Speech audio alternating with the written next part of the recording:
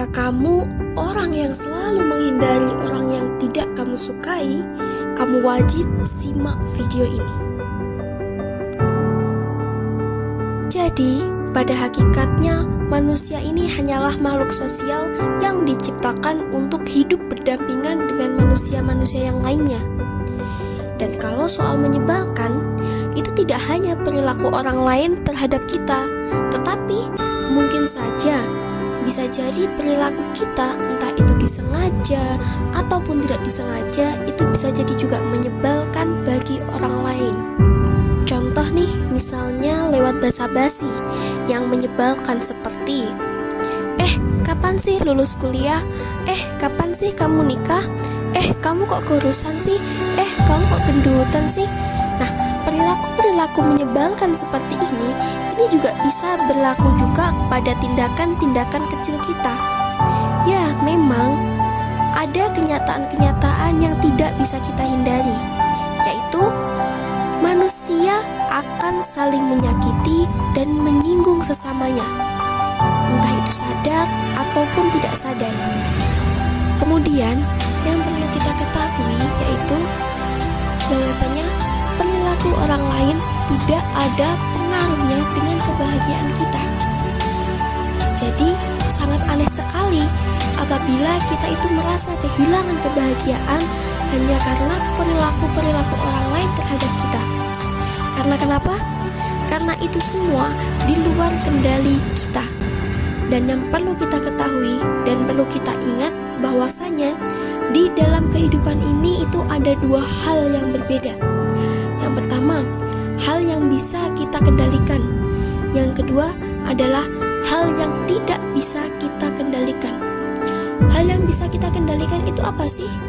Hal yang bisa kita kendalikan itu adalah hal-hal yang berkaitan atau yang ada pada diri kita sendiri, yang ada dalam diri kita sendiri. Kemudian hal-hal yang tidak bisa kita kendalikan yaitu hal-hal yang berada di luar diri kita sendiri. Contohnya, kita tidak bisa memaksakan orang lain untuk selalu suka kepada kita. Kita tidak bisa memaksakan orang lain untuk selalu senang terhadap kita. Tetapi kita bisa mengendalikan diri kita untuk selalu memaafkan orang lain, untuk selalu mengontrol emosi diri kita, untuk selalu menjaga diri kita, seperti itu. Nah, teman-teman pasti bingung kan? Bagaimana sih cara menghadapi orang yang tidak kita sukai? Bagaimana sih cara menyikapi orang-orang yang tidak kita sukai? Nah, sekarang aku ada 4 tips cara menghadapi orang yang tidak kita sukai. Yang pertama yaitu sabar menghadapi toxic people. Nah, ketika kita berada di dalam lingkungan masyarakat, lingkungan pertemanan, sangat besar sekali kemungkinannya kita ini akan bertemu dengan orang-orang yang toksik. Berhubungan dengan orang-orang yang toksik ini, bisa jadi kita itu akan melelahkan bagi diri kita, bahkan juga merugikan apabila kita ini membiarkan mereka dapat mempengaruhi diri kita sendiri.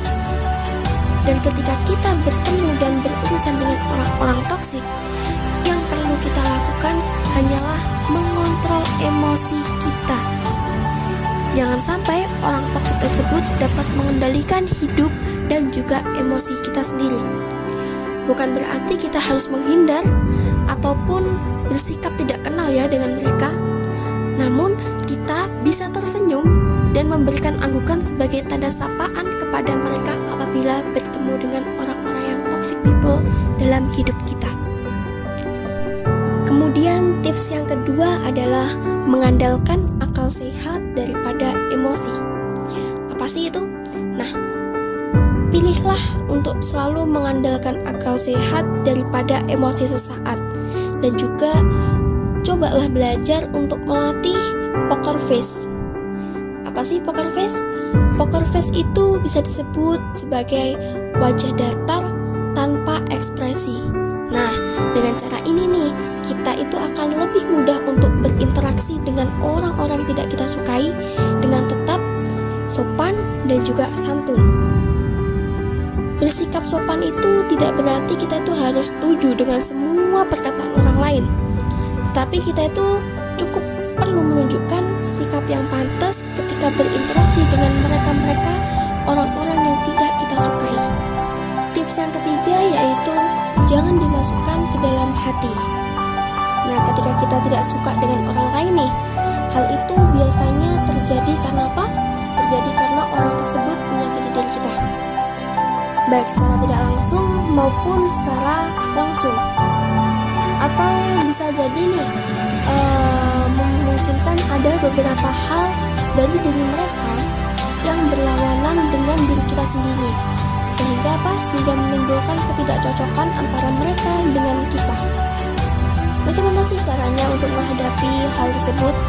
Caranya cukup simpel, yaitu jangan terlalu memasukkan hal-hal tersebut ke dalam hati kita.